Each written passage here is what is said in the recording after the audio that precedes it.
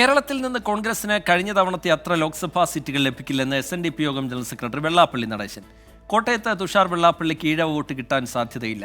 തൃശൂരിൽ സുരേഷ് ഗോപി തോൽക്കും. തിരുവനന്തപുരത്ത് ആര് ജയിക്കുമെന്ന് പറയാൻ കഴിയാത്ത അവസ്ഥയാണെന്നും വെള്ളാപ്പള്ളി നടേശൻ പറഞ്ഞു. കോൺഗ്രസ്സുകാർക്ക് കഴിഞ്ഞ പ്രാവശ്യം കിട്ടിയ സീറ്റ് അത്രയും 19 സീറ്റ് അവർ കിട്ടിയതാണ്.